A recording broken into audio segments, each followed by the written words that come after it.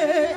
Gaya yo na zambu maya bolingwa nzambe. Alokota ngai na poto poto komisinga imoto na sika. Alokoti ngai na poto poto komisinga na kolosika. Yeah. Nakotika koyembela ye. Jamais. Nakotika kosanjola ye. Jamais. On y va. Ngebu. Jamais. Oh, jamais. Kushoto, kulia. Jina la Yesu livume. Kushoto, kulia. Jina la Yesu livume. Duniani, mbinguni. Jina la Yesu, on y va. Bina. Bouge. Cheza. On y va. Si.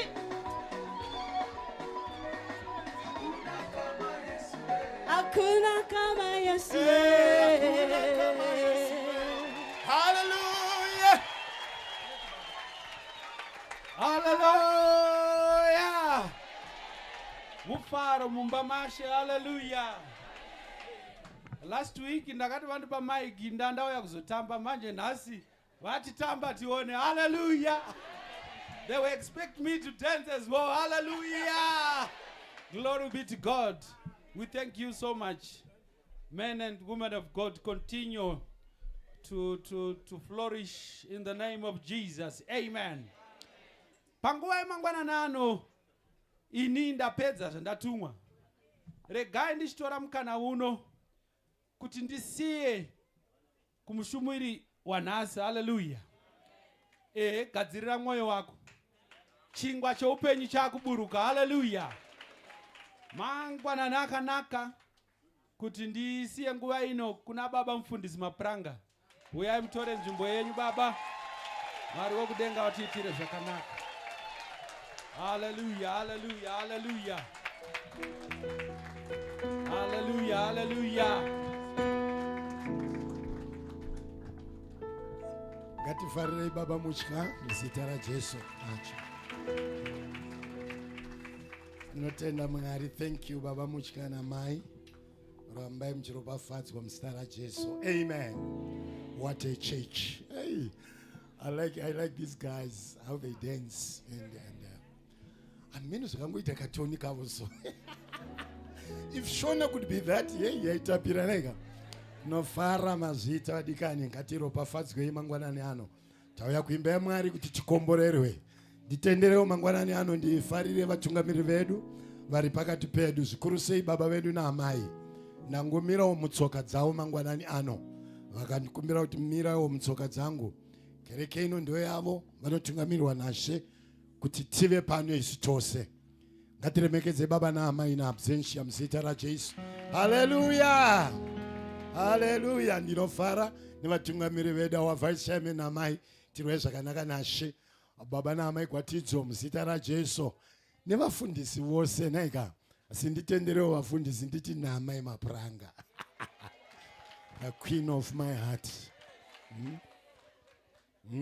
My gwatidzo muri kuita sei baba?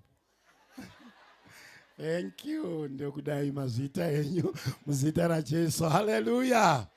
Ndinofara zvakare na our former vice overseer, former Baba Joaquin. We love you so much. Munoziva kuti kudhara nyika isati yane vanhu vakawanda so. Vave kumusha kwedu. Vari mufundisi wekuchiwesho. Kwamukodzongi uko. Saka is a man afamba naMwari kongo yakati rebei. Chose. Ngativafarirei baba vedu Joaquin. Itirwe zvakanaka nase. We welcome you and we love you so much. God bless you. Vanambuya vese anagogo. Tinokudai, tinokufarirai. Vaeni vose vari pakati pedu mangwanani ano. Itirwe zvakanaka nase muzita raJesu. Amen and amen. Hallelujah. Let's look from the book of Exodus chapter 15. If we can go to the book of Exodus chapter 15. Read for me from verse 22 up to Paino Pereira. Exodus chapter 15 from verse 22 Pa 22. to 27. Kusvika pa 27. Zvino Mozisi akatungamirira vaIsraeri. Vakabva pagungwa dzvuku vakaenda kurenje reShuri. Vakaita mazuva 3 vachifamba murenje vasingawani mvura. Vakasvika vakanga vasingagoni kunwa mvura yapamara nokuti yakanga ichivava. Naizvozvo zita rapo rakanzi Mara. Zvino vanhu vakapopotera Mozisi vakati, tichanweiko? Iye akachema kuna Jehovha. Jehovha akamuratidza muti, akaukandira mumvura, mvura ikanaka. Akavaitirapo murayiro nomutemo, akavaedzapo, akati, kana uchiteerera nomwoyo wose izwi raJehovha Mwari wako, ukaita zvakarurama pamberi pake, ukateerera nzeve dzako kumirayiro yake, ukachengeta zvaakatema zvose, handingaisi pamusoro pako marwadzo andakaisa pamusoro pavaIjipiti, nokuti ndini Jehovha murapi wako. Zvino vakasvika Erimu, pakanga pana matsime emvura ane 12 nemichindwe ina 80, akavakapo misasa pamvura. Then they came to Elim, where there were 12 wells of water and 70 palm trees. So they camped there by the waters. Keep moving forward. It's just around the corner. Keep moving forward. It's just around the corner. Mwari akudzwe, amen. Ozandino fara ne kereke menyu. Kereke ya Mwari. Kana Mwari ane vanhu vake avasiye vari pa nzvimbo imwe chete. Anofamba newe stage imwe neimwe. This church was once upon a time not like this. Rufaro kana taiti tiri kuenda kurufaro tainge takatowanda sezvakaitika panapa izvi. Taitoti ndo musangano werufaro. Asi Mwari waifamba. Mwari vaitaura. Mwari vaita zvinoshamisa. Kereke ya Mwari inoramba ichienda mberi. Ichigoneswa naMwari muridzi wayo. Haisi munhu once upon a time there were great men who were there, but they are no longer there. But kereke ya Mwari iri kuramba ichienda. Saka pane muimbo wekwedu akati, let the church be the church. And it will keep on moving. Ichienda kuupenyu. Haifi aiwa haifi. Hazvina musa kuti unoida kana kuti hauide. Ya Mwari haife. And usafunga kuti kana wakanganisika vanhu vese vakakanganisika. Ndiwe chete wakakanganisika. Hallelujah, hallelujah. Cheche Mwari ndezvayakaita. Kana ikaita vamwe venhema varipo vezokwadi. Kana ukaita vamwe vanoda zvimwe zvavanoda variko vanoda Mwari. Mumweya nomuzokwadi. Ndozvakaita kereke ya Mwari izvozvo. Keep moving forward. It's just around the corner. Praise the name of Jesus. Now Mwari vadaidza Moses kutenda unoburitsa vaIsraeri muIjipiti uende navo kuKenani. Anosangana navo, anotaura navo, anovaunganidza vakuru vevaIsraeri kuti ndatuma naMwari nguva yakwana yekubuda muIjipita tiende kunyika yechipikirwa. By the way, pane kwatiri kuenda namai nababa. Hatisi pano nokusingapere. Moses ataura navo vakaenda pamberi paFarao vakaita zvese zvaifanira kuitwa. Mwari akademonstrata simba rake mumaziso emuvengi ainzi Farao. Ndofarao neshoko rakambotaurwa namufundisi mufano chiya recently. Achiti Herald is a system. It's a system. Inouraya vanhu. Farao futi is a system. Inaisa vanhu muuranda. But kana nguva yaMwari yakwana, that system can be destroyed. Inopwanywa naMwari. Mwari ofamba nevanhu vake. System iyoyo kana ikada kuita kunge ine simba ine painoperera. Hallelujah, hallelujah. Akaita zvavakaita kusvika Farao ati I surrender. Enda henyu. Vakaenda vaIsraeri vakabuda nokuda kweropa rakanga raiswa. Vabuda vaIsraeri muIjipita. Vachienda kunyika yechipikirwa. Havana kuenda mazuva akawanda vasati vasvika paRed Sea. Vachinoti poripotyo paRed Sea. Vakaona kuti hakuendeke mberi. Kumashure hakudzokereke nokuti Farao ari kuteera. Vanaenda kunopopotera Moses. Iwe Moses, chiko chaumbotiraya kuita. Vakanganwa the demonstration of power yanezuro. Unza vanhu vanokanganwa baba. Vanhu vanokanganwa. Takabva zvakanaka taparadzana mushoko tikafunga kuti tiri tega. Anga takangoita masakatirwa nedzimwe mbongoro pakati pedu. Sorry, akusiri kokuya ndiri kuda hangu baba. But takafunga tiri pamwe chete. Tikafunga takafanana. Anga kune vamwe vane zvavari kungofunga. Izvozvo unozapatarwa naamai manhire kuti tine zuva raamai mako mwoyo mako masumukei. Be very careful nemweya iwo uye. Unongomukira zvinhu zvamwari for no apparent reason. Wega unongokanganisika kuti hezvazodarire iwe. Are you for us or against us? But now, vasvika paRed Sea, vakatarisana nemvura. Todini. Mwari akaita zvaakaita, vakayambuka pakaoma. Praise God. Vayambuka, handisikuda nyaya yangu haisi ikoko. Vayambukavo. Bhaibheri rangu rati, ukaverenga vhesi yokutanga. And so Moses brought Israel from the Red Sea. Vabva paRed Sea pavaona simba raMwari. Ndokudini. Then they went out into the wilderness of Shur. And they went 3 days in the wilderness and found no water. Vanga vakatarisana nedambudziko reRed Sea.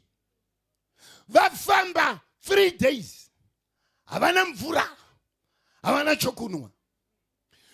Vakanganwa again kuti nezuro vakayambuswa naMwari. Paripotyo vamukira Moses. Uri kuenda nesu kupi? Tane mazuva matatu tisinganwe mvura. Chii chauri kuedza kutiitira iwe? KuIjipita kwaive nemapombi emvura uko. Ijipita maive nemvura yemafiriji. Ijipita yakanga yakadai. What are you up to, Moses iwe? Vakangana kuti Mwari akavaburitsa muuranda. Moses haana zvaakaita. Akadzokera kuna Mwari akamutuma. NdezvaMwari izvo. Haasiri akanga ane shungu. But shungu dzaive muna Jehovha. Kuti vanhu ava ngavabude muuranda. Unoziva kuti Mwari vane shungu newe. Mwari vane shungu neupenyu hwako. Mwari anonyatsoziva kwamaigara kwamakaberekerewa. Mwari anonyatsoziva kwamakuriro amakaita. Mwari anonyatsoziva background yako kuti inorwadza but ane hanyanga newe. Oh my God. Ane hanyanga newe mdikani. Nguva iyoyo Jehovha anobva kuna Moses, tora muti uyo. Tora just a branch ukande mumvura. Moses anoteerera Mwari, anotyora branch riye, anokanda mumvura. Imwe mari dzozvayo yebranch iyoyi. But apasa ndepandiri. Mvura ichibva yatanga kutapira. Vanhu vakutonwa mvura. Vana amai nhingi vanga vachipenga vachishoyoyo manje. Ana baba nhingi vanga vakuita unge vasiri varume, vakuita unge varume manje. Mvura vanwa, chikafu vari kuchiwana, vaitirwa zvakanaka naMwari. Hallelujah. But Bhaibheri rangu rati, anzi mvura yaivava. Yakanga isinganwike. Pavakayambuka Red Sea, vachinotarisana nemvura inovava. Vakapopotera Moses. Rekedza nditaure masikatano. Nguva yokuuya upenyu hwekuvava inosvika. Tine kwatiri kubva naamai. Kwandatini kwaivava, kwairwadza, kwaitambudza. But hadzisi shungu dzaMwari kuti yambuka Red Sea ndochiurayiwa nemvura inovava. Kana makatendeuka, kana makauya muimbe kunamata Mwari, kana makauya kuzotsvaka Mwari, Mwari kukudaidzai kubva uko kuuya muno kuzokuurayirai muno. That's not our God. That's not our God. Mvura inovava. Unasa upenyu wekunamata Mwari vadikani unofananidzwa nokubva muIjipita muchienda kunyika yechipikirwa. Tine zvatinopfuura mazviri zvinorwadza. Tine nguva dzatinokuvadzwa. Wakamborarama here upenyu unorwadza iwe uchinamata? Upenyu unogomeresa uri mukereke? Unoziva here kuti uchinamata unogona kuvaviwa nenhamo? Wakamborarama here upenyu uchinzwa vamwe vatendi vakanamatirwa vakapora vatiwe uchitambura neurwere? Wakamborarama here upenyu wakadaro? Mvura yeupenyu wako iri kuvava. Reza ndikuvimbisa mudikani, kunyange takauya kuzonamata Mwari, pane zvinovava muupenyu.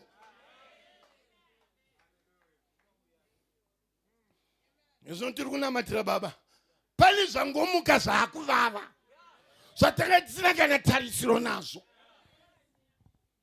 Funga kuti mufundisi yeyo nekereke yakanzi chibva ipapo, munhu wataifunga kuti mumwe chete nesu, kotai tanga tiitonavo tiri tese tichiombera maoko, tichitosevha mwiri washe pamwe chete, but nezuro vapanduka. Ibva pano handina ukamane, mvura yakuvava. Upenyu unovava naamai nana baba. Ndakutaura kune mumwe munhu ane upenyu huri kuvava. Wakamborarama here upenyu iwewo wokuti unorwarirwa wofirwa. Vanhu vofunga kuti hameno zvawaita iwe kuti munhu afe. Makamborarama upenyu here iwe. Makamborarama upenyu here iwe. Wafirwa iwe ndowakunzi wakuvadza munhu. Wakamborarama here upenyu iwe wokuti waifunga kuti vanhu vanomira newe ndo vanotanga kukuchokoza futi. Wakamborarama upenyu wacho here. Wakamborarama here upenyu wokuti aiwa uhure iwa hauna chawakaita unounzirwa chirwere nemumwe munhu. Wakamborarama upenyu wacho here. Upenyu unovava. Upenyu hwatinorarama unovava. Wakambozviita here kuti une vana vako ivo vaunonamata asi vako vanongomitiswa. Kana usvika paupenyu unovava iwo unotaura ani unoenda kuna ani? Vamwe vari kunamatirwa vachipora but wene chirwere chako uchiripo chete.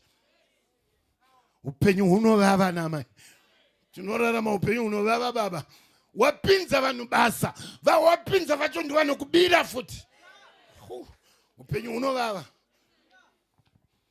Munhu wopinza mumba kuti ndishandire muno mumba but ari kupaka chikafu achiviga achisa kubhiningi otuta unotengesa. Iwo kuti ndiri kubatsira munhu. Upenyu unovava. Kana usvika paupenyu unovava mai, dzimwe nguva unosara wauri wega. Wakambozviita here kuti kusangana nemunhu so vanhu vakakutarisa ndifunga kuti auda kukwereta. Upenyu unovava. Vanhu vokuti kana ukachena ukapfekawo zvakanaka so onzi hamene kwaakakumbira. Upenyu unovava.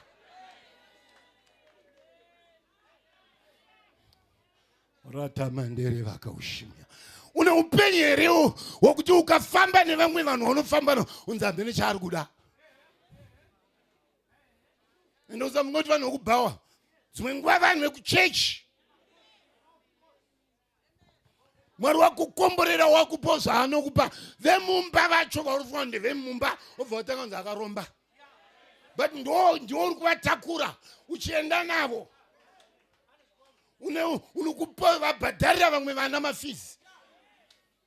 But wokupandukira kuti akaromba.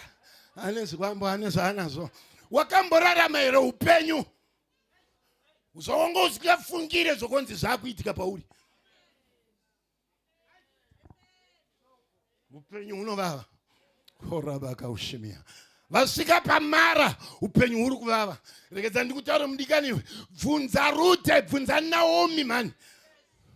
Bvunza Naomi.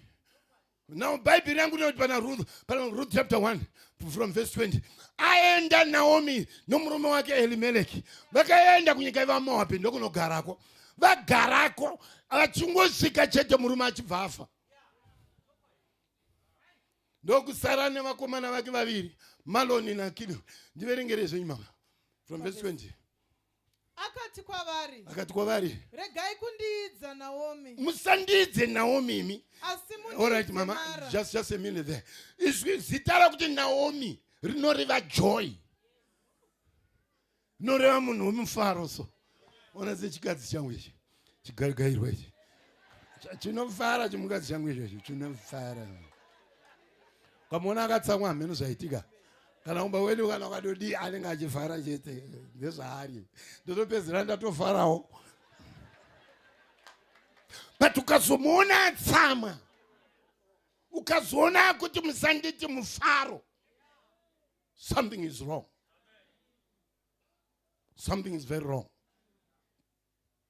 Ndokubvanzi kuti asi mundiidze Mara, chindiidzai Mara, nokuti Wamasimba Ose vakandiitira zvinovava kwazvo. nokuti vadikani ndakaitirwa zvinovava kwazvo. Ndakabuda ndizere, Ndakanga ndakagukuchira ini ndine zvandinazvo. Jehovha akandidzoserazve kumushandisina chinhu. Ndadzoka ndamasechi, handichisina chandinacho. Ndadzoka ndisisina kana one. Munondiidzireiko Naomi? Muri kundiidzireiko imi kuti ndini Naomi mukadzi wemufaro? Jehovha zvaakandipupurira mhosva, Jehovha akandipupurira mhosva. Wamasimba Ose zvaakandimanikidza. Mazita. Muri kundiidzirei imi kuti ndinzi Naomi? Ini ndiri kukutaurira kuti I've gone through a situation that is bad for me. Ndasangana nezvinorwadza muupenyu. Ndasangana neopposition. Ndasangana nevanhu vanondidzvinyirira, vanondiopressa. Ndasangana nevanhu vasina chavanogamuchira kubva kwandiri. Ndakaenda munondiziva kuti ndakanga ndiinazvo ini, but handichisina chandiinacho. Munondidzirei imi Naomi? Ndidaidzei munditi Mara. Mara zvireva kuti ndinovava. Ndakuvaviwa neupenyu. Ndakaenda ndine murume. Murume achibva afa ndaachirikadzi. Unoziva kana uri chirikadzi kana kuti chiri rume wakafirwa so, zvimwe nguva unonzi ndiwe wakauraya. Ende vanhu kwedu vakusengo kusadhire kwedu kuva nekambo kavo kanonzi ndimi makauraya. Iwe ugere mukona so. Ipapo vanenge vamwe madzisawira mamwe anoachikutokonya tokonya ndimi makauraya. Padyo newe havatomboziva kuti uri kuchema, uri kurwadziwa. Naachirikadzi apinda munguva inovava. Hazvina kuperera ipapo. Vakomana vake vaviri vachibva varoora. Opa naRuth ndo vakaroorwa nevakomana. Mumwe wacho ainzi Maloni. Varoora vakomana hanzi. After 10 years the boys also died. Unoziva munhu wemurume mushoko raMwari kana achinzi akafa, baba zvinoreva a provider, a source of supply. Hauchisina, wapererwa. Vana vakomana vanomirira a futuristic life. Upenyu hwamangwana, ramangwana rako rakatodzima. Hausi kuona kure, uri kuonera padyo. Hauna shuwe kuti ramangwana rako rakamira sei. Hautsine shuwe kuti ramangwana rako zvinobuda ndezvipi. Wapinda panguva yeMara. Oh my God. Uri panguva yeMara mudikani. Naomi ndepari kunditi musandiedze Naomi. Musandiedze mudzimai womufaro. Ndiidzei mudzimai wekuchema. Upenyu huri kuvava. Ndoda kutaura nemumwe munhu ane upenyu huri kuvava. Upenyu huri kugomera. Kuchechi chokwadi munouya. Mufaro muri kuenda maendazve. Chokwadi kunamata muri kunamata. But upenyu huri kuvava. But let me tell you, keep on moving. Keep on moving forward. It's just around the corner. Just around the corner. Tinekambo kataimboimba kudhara nababa changwa. Kataita around the corner. Around the corner. Around the corner. Around the corner. Jesus is. Tirikutaura chimoti paseri apa hakusikure kuraiwa. Peda apa. Mfaro wako unodzokerewe. Mfaro wako uri kuuya unozadziswa chete. Soko raMwari rinotaura kuti anzanzi, morning can come in the night, but joy comes in the morning. Kuchema ungacheme usiku hwese mai, but kuchiedza munenge muchifara imi. Zuva renyu riri kuzobuda, zuva renyu riri kuzokwana, muri kubva pakuchema muri kuenda pamufaro. Jesu ngaakudzwe mangwanani ano. Jesu ngaakudzwe mangwanani ano. Yesu andiri kutaura nyaya yekuvava. Uri kufamba kumayadhi ekwenyu handiti? Uri kufamba kumusha kwenyu handiri kuona? Kanjani zviri kuvava? You've got critical opposition. People are criticizing you. People are against you for no apparent reason. Havakutaurire futi kuti vakatitadzira chakataiwa. Vanongokuvenga vachikushora vachikuzvidza. Hapana anobuda pachena. Kana azobuda pachena unotozozvinzwa nomaraini. Noti usafunga kuti kana mukandivenga mese munondivenga. Kune vamwe vanondida zvokuti havambosiya chawakataura chanototi chandisvitsa chete. Kuti chenjerera nhingi. Kuti aita sekuti mapera mudhara, mapera. Andivengeka anondida. But around the corner, the joy is coming. Hallelujah, hallelujah. Baby rangu rati banana. Anzi vanwa mvura. Yarapwa mvura. Shoko rapfurira mberi. Jehovha anoti kana mukachengeta murayiro yangu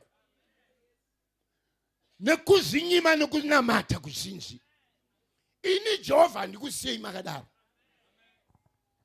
Vabva manje apa pavanga chichema mvura inovava, upenyu hunovava. Vabva Jehovha akwataura manje akuvavimbisa kuti handikusiyei makadaro. Rekedza ndikuvimbise mudikani. Hazvina muzaunofarirwa ufarirwe. Jehovha hambokufa akakusiya. Jehovha hasiye vanhu. Usambofunga akufunga ndela kuchinja chechi. Jehovha ndiye. Akakuda ndiye.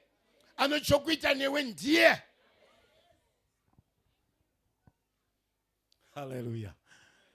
Baby rangu nomvarati. Anzi vakafamba ndokubva vanosvika panonzi paElimu. Vabva apa pamara panovava. Hapana kumboita makilomita akawanda munhu waMwari. Pakapachivava apa, just around the corner, ndokubva vasvika panzvimbo inonzi Elimu. Elimu inoreva mazimiti makuru asingasvavi, haashaye mvura. Richibva ratanzi pakanga pane matsime 12. Apo pane zuro apapo pave nemvura inovava. But Mwari zvaanoita so, mufundisi Mwari ndinomuda. Oza apo paivava apo. But fambei kusvika matsime 12 emvura isingavave. Mvura yakarapwa naMwari. Bhaibheri rangu rinoti ndopavakasvikovaka matende avo. Ndovosvogara ipapo. Vakati pano hatichabva. Oh my God. Inzwaiwe mudikani. Just around the corner. Wanga uchivaviwa nezuro. Wanga uchirwadziwa nezuro. Wanga uchitaurwa nokuvengwa nezuro. But just around the corner, Jehovha akugadzirira matsime emvura. Akugadzirira matsime emvura. Oh my God. Upenyu, waza upenyu zvaunoita so. Vamwe vanhu taive tsuro chaidzo. Hapana zvimwe zvatakamboita kana. But Jehovha ngoti 10 pasera apo. Matsime emvura dzutu. Jehovha inwa, ramba uchinwa. Hatina mishonga kana zvimwe zvatakabata. Kana ukandiona nyinzwisa tsitsi nhasi ndinhasi, not tomorrow. Kungoti pote paseri matsime emvura dzutu.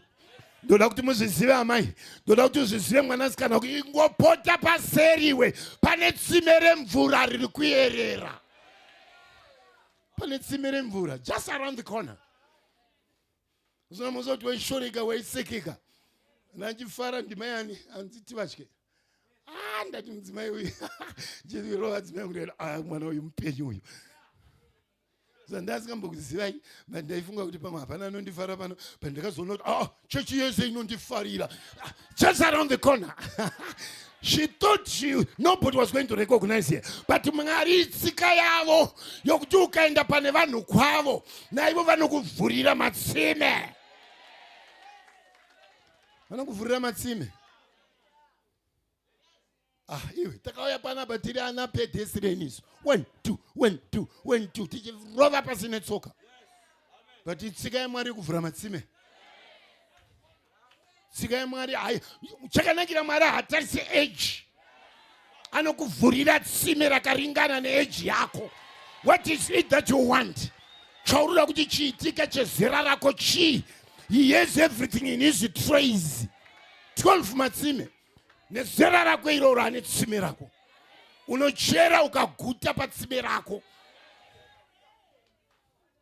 Pane matsime 10. Ponda pasera. Upenyu wanga uchivava zvechowari. But umwe wakutyisa. Vanhu vanenge vakubvunza kuti ndimi here kuti ndimi. Zvakaitwa naJehovha. Hallelujah. Kutokwira ndege achinogara muTurkey makore mamwedzi mwingani. Makore kutendererawo mundegezo kutenderera zvake ariko kuTurkey. Ndimwari. Izvo ndinonzwa baba muchika vangaitaura nyaya kuDubai. Makuenda kuDubai macouples. Ndimwari anozviita. Hamusikaenda kunoromba aiwa. Kungonotendererawo muDubai so. Aya. Inzwa kunamata Mwari hakusi kurasika. Kana usinganamata Mwari ndokurasika. Ende matsima yaumbawana. Kana mukafukunura achafushirwa. But raJehovha harina anofushira. Just around the corner. Just around the corner. Oh my God, just around the corner. Kurwara ndiri kurwara, but just around the corner ndingena pora. Kana nakati zvanyanyisa zvazotora nguva yakareba just around the corner. Chandona ndakagara ndega nchifamba. Just around the corner. Upenyu ndozvo wakaita. Mulikani. Vanosiva Mwari, keep on moving forward. Just around the corner, there's something good for you. Chiripo ripochko, vakabva vadaidzira dedi. Vakati aiwa, hatisi kubva pano. Ngatikembei panapa mafuro uko. Ngativakei pano. Hatichabva pane matsime emvura ka. Jehovha ndiakatozwa kuti ndine kwamuda kuti musvike. Munoda kuti musvike. Vachifamba vachienda kwavaienda. Ndokubva vakuchema futi kuti tine nzara, tasuwa nyama. Jehovha akati idikiyo, iyo yenyama chete ndeyamungachene. Mugungwa, azvinonzi musango. Mugungwa, makasimuka shiri. The opposite of zvinoitwa naMwari zvinoshamisa. Kwausingatarisire rubatsiro, ndokunobva rubatsiro. Kwausina kutarisira kuti vanhu vanomira newe, ndo vanomira newe. Mubva mugungwa kumuka shiri zvuhuta. Zvuhuta zvamakambotitengesera gore riye. Zvakauya hanzi hazvina kuuya zviri padenga denga. Zvakauya zviri malevels emunhu wese. Kana chembere yaimhanya ichingobata uchihuta ichikanda mubhatsi. Vafana vechidiki ava vachikambaira vachibata zvuhuta vachikanda mubhatsi. Jehovha ndokuti asi musachengetedze. Musahode. Majaira kumbare. Ingo torai zvamunoda kudya zuva iroro. Around the corner. Kereke nemaropafadzo. Zvikuru sei chitungamirwa nemunhu kwaye. Kereke inonakidza so. Inotapira so. Kereke inoita mushe. Kana uchitungamirwa futi nemunhu kwaye. Moses achitarisa zvake vana vaIsraeri vachidya zvohuta. Katya. Mvura vari kungonwa, mvura isingaperi. Jehovha avavimbisa kapa. Zvikanzikana mukateerera shoko rangu ndinorapa zvirwere zvese. Iwe kana tamuna Mwari takwana nezvinhu zvese. Utano ndehwako, mufaro ndewako, kubudirira ndekwako. Utotaura zvaAroyi. Tingarambe tichitaurire zvaAroyi. Wasting time. taure nezvaro isu ngarame chitaura kuti he chenjerera satani anozodai satani get away. Ini ndiri kutaura kuti tiri muna Mwari. Uchida satani uchingade satani, we continue to enjoy the things of God. Mwari ndo zvakaita. Inzwake Job, ndipe Job chapter 19. Atibvei nayo chapter 19 apo. Pane tunhu mavhesi wandoda kuti titarise tese ipapo. Job chapter 19. Inzwanzwe iverenge zvakanaka zvenyu mama. Job chapter 19. Teronzwe. Job ka ari munguva iri kuvava handiti. Handimunoziva kuti ane upenyu hwakavava zvimwe zvisingaite. Mushure mekunge ambotaura pachapter 1 zvikanzi aitya Mwari achinzvenga zvakaipa akazodidi Satani akati unonyepa. Handisi kutaura nezvasatani because is a failure. But pachapter 19 manje bvirai pavhesi ya9 mama munzwe. Ari kuti kudi Job. Wakandibvisira kurumbidzwa kwangu. Job ari kutaura. Nokunditorera korona yangu pamusoro wangu. Ansvika panguva yekurwadziwa Job ari panguva yemara. Ndipo anzi vakabvisa kukudzwa kwangu. Akuita kunge chinhu chakashoreka. Akuita kunge chinhu chemanga chakazvidzika. Akuita kunge chikorobho Job. Ari kuti kudi handi. Akandiputsa kumativi ose. Ndakaparadzwa. Chapter verse 10. Akadzura tariro yangu somuti. Akadzura. Kana wasvika panguva yekuvavirwa neupenyu, unodzurwa tariro. Unodzurwa future. Unodzurwa simba. Chinotitasa vamwe kuuya kuzonamata Mwari. Inini it's just because I don't drive at night. But ndiri kuti chinotasa vari munharaunda mokuti musi weMonday muuye pano. Makadzurwa tariro yekunamata. Maneta maruda aveduwe tatsanya taneta. Kuti zvinoshanda here makadzurwa tariro nemasituations eupenyu. Kana usati wadzurwa tariro mudikani, panodaidzwa raJesu unomhanyapo. Unosvikapo. You can't relax at home. Iyo uchiziva kuti panapa ndo pangu. Andi mama, ndinopedza nguva ipapo verse 13. Anzaita sei? Ndandapa 11. Handi pa 13. Akaisa hama dzangu kure neni. Ewe, kana uchivaviwa neupenyu, hama dzinosuduruka. Hama dzinosuduruka. Vaisimbokubata vai vachiti handi tese. Anza zvake zvanyanya. Takambomuitira pai futi zvinotoita futi. Vari kutosuduruka izvo vachienda kure. Nyaya dzavaimbokuudza dziye pafoni havachataura. Vasuduruka. Unotozonzwa vadzoka kuti tanga tiri kumusha. Kumasikana iwe zvakangoma. Unongozi hansiri nyaya. Vari kukuzeza. Uri panguva yakaomarara. Uri munguva yako yemara. Vanokunzvenga. Kuita unge usipo iwe uripo. Kuita unge usikaoneki uchioneka. Anzi hama dzangu dzakasuduruka. Tarari pedyo kurudyi kana kuruboshwe. Mutarise. Kuti dzako hadzina kusuduruka here. Kana vari pedyo newe hamene chauchiri kuvapa. But kana wasvika panguva yakaomarara vanosuduruka. Unonzwa Job panguva yakaomarara. Ndiye murume uya akanga ane zvese. Aive nemangamera, aive nehwai, aive nezvese. But iye zvino hama dzasuduruka. Dzinosuduruka idzi. Hallelujah, hallelujah. All right, mama, handi mberi. Verse 14. Vazikanwi vangu vavasavatorwa chose kwandiri. Verse hama 14. dzangu dzandinyengera shamwari dzangu. Dzaindiziva dzakandikanganwa. Verse 15. Vanogara mumba mangu navarandakadzi vangu vanoti ndiri mubva kure. Vanondiona vachiti ndiri mweni. Mumba mako maungero. But vanhu vanokutumidza zita mumba mako. Kambani ndenyi yamuri kurana. But vamakapinza basa vari kutoti auya. Ukushusha auya. Iwe ndiwe wakamupinza basa. Vamzirikazi. Where is he? Oh, I can see you. Ivo vaiva makapinza basa. vanotitaura kuti zvinhu zviri muno low qualities dai matotendera maenda pagovhani apo ndopanenge iye arikuda kuzobhadharwa kupera mwedzi but ari kuburitsa vashandi imo varikuda kutenga kuti endai munotenga story iri apo.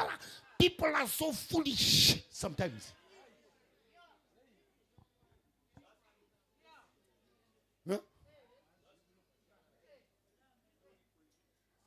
Vanotokuvenga kukushungurudza mumba mako, kukushungurudza pabasa rako, kutotanga kuzeza kudaidza kuti iwe manager uya pano makutotya kuti angazondiripota kulabor. Muri panguva yemara. Ndiri panguva yemara. Alright mama, handemberi. Ndinodana muranda wangu asi handipinduri. Wakambodaidza musanzi mushandi wako. Mushandi mumba. Zizi uyai kuno. Unongondenza. Akanganwa kuti ari kuda ka 150 kamakamuvimbisa. Achada. But vamwe akadaidzwa nomurume wako anomhanya chaizvo. Arege vana. Imi mai mudaidzei anenge achinyunyuta. Kuti kwanga uchiri kuite pane zvanachiita mama kuti iweka. Job ndozviri kuitika paupenyu hwake manje. Ari panguva yemara. Pakaomarara. Ndipedza hangu ndikare pasi verse 17. Kunyangwe ndichimunyengeterera nomuromo wangu. Kunyange ndichimunamatira. Kufema kwangu.